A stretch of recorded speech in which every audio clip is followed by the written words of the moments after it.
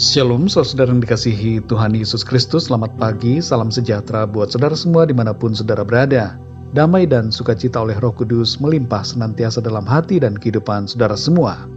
Sebelum kita mendengarkan renungan firman Tuhan, mari sama-sama kita satukan hati dan berdoa. Bapa Sorgawi, Bapa di dalam nama Tuhan Yesus Kristus, Bapa yang selalu baik, setia, dan mengasihi kami. Kami mengucap syukur untuk pagi hari ini. Tuhan sudah membangunkan kami kembali dengan tubuh yang sehat dan kekuatan baru Tuhan berikan. Kami percaya ada berkat-berkat yang baru yang Tuhan sediakan bagi kami sepanjang hari ini. Saat ini Tuhan, kami mau mendengarkan kebenaran firman-Mu. Jamah hati kami, berikan kami pengertian untuk dapat memahami akan firman-Mu. Terima kasih Tuhan. Dalam nama Tuhan Yesus kami berdoa. Haleluya. Amin. Saudara yang dikasih Tuhan, nats Alkitab kita pada saat ini terdapat dalam Injil Lukas pasal 11 ayat 1-13. Saudara dapat membacanya secara pribadi kemudian kembali kepada renungan ini. Saya akan membacakan Lukas 11 ayat yang ke-13. Tertulis demikian. Jadi jika kamu yang jahat tahu memberi pemberian yang baik kepada anak-anakmu, apalagi Bapamu yang di sorga, Ia akan memberikan Roh Kudus kepada mereka yang meminta kepadanya. Saudara yang dikasih Tuhan, berapa sering kita meminta untuk dipenuhi Roh Kudus dalam doa-doa kita secara pribadi? Perlu kita akui bahwa hal ini jarang kita minta. Padahal hidup yang dipenuhi Roh Kudus merupakan kehidupan yang ideal sebagai orang beriman. Peristiwa pencurahan Roh Kudus pada hari Pentakosta merupakan kejadian yang mengubahkan para murid.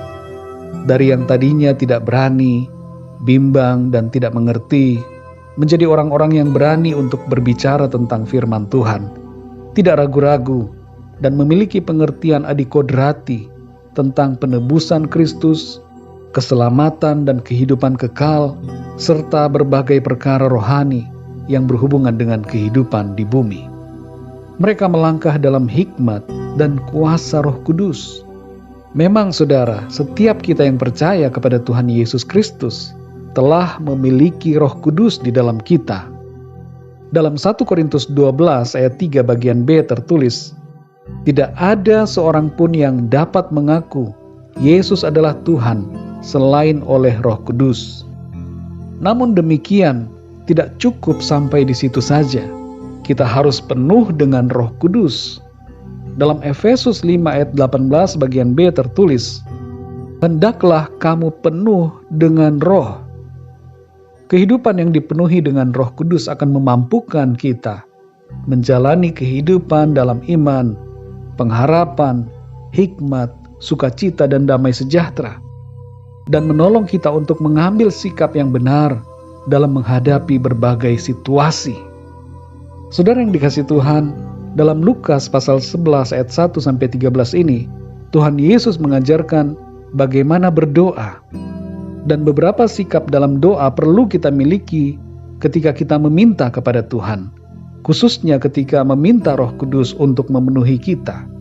Sikap itu adalah pertama, meminta tanpa rasa malu. Jangan sungkan dan malu saudara untuk meminta kepada Tuhan. Yang kedua, minta dengan tekun. Jangan putus asa ketika belum mendapatkan jawaban doa.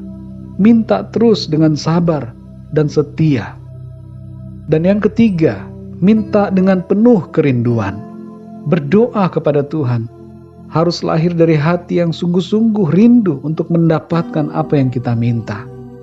Jangan putus asa saudara, meminta kepada Tuhan agar memenuhi kita dengan Roh Kudus-Nya. Tuhan pasti akan memberikannya kepada kita. Salah satu tanda dipenuhi Roh Kudus adalah berbahasa lidah, yaitu berbicara dengan kata-kata yang tidak dimengerti, atau bahasa lain, seperti yang terjadi di Kisah Para Rasul 2 ayat 1-4. Ini bukanlah hal yang dibuat-buat dan bukan diajarkan, tapi terjadi karena pekerjaan Roh Kudus.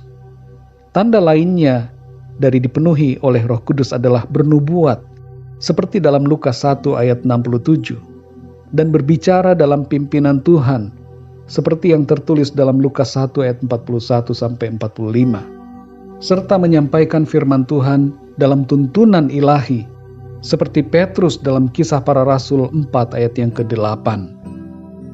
Saudara yang dikasihi Tuhan, tanda-tanda lainnya lagi yang terutama dari hidup yang dipenuhi oleh Roh Kudus adalah adanya buah-buah roh dalam kehidupan, sebagaimana tertulis dalam Galatia 5 ayat 22, yaitu kasih, sukacita, damai sejahtera, kesabaran, kemurahan, kebaikan, kesetiaan, kelemah lembutan, dan penguasaan diri.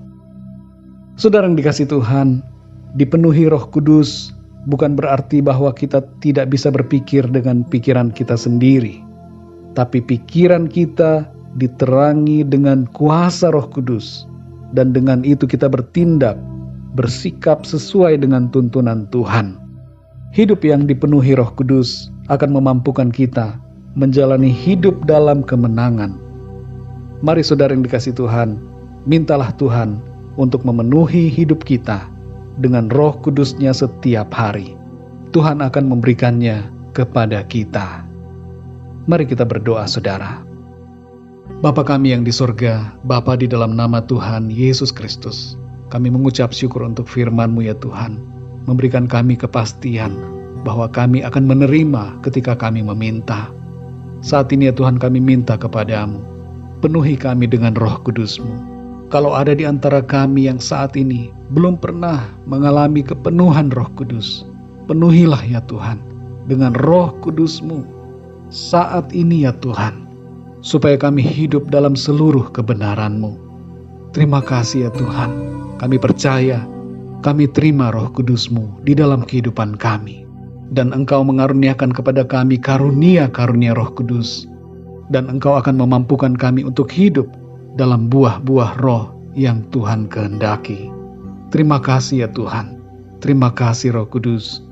Pimpin kami ya Tuhan di sepanjang hari ini, dalam segala aktivitas kami, supaya segala sesuatu yang kami kerjakan, semuanya itu memuliakan nama Tuhan. Kami percayakan seluruh hidup kami ke dalam tangan-Mu. Kami yakin sepanjang hari ini, kami alami kemenangan bersama dengan Tuhan. Terpujilah nama-Mu ya Bapa, dalam nama Tuhan Yesus Kristus, Tuhan dan Juru Selamat kami berdoa dan mengucap syukur. Haleluya, amin. Puji Tuhan, saudara yang dikasihi Tuhan, saya percaya firman Tuhan menjadi berkat dan kekuatan buat saudara semua, dan Roh Kudus akan menolong saudara untuk lebih lagi memahami kebenaran firman Tuhan. Tuhan Yesus memberkati saudara semua. Sampai jumpa dalam renungan yang berikutnya. Haleluya.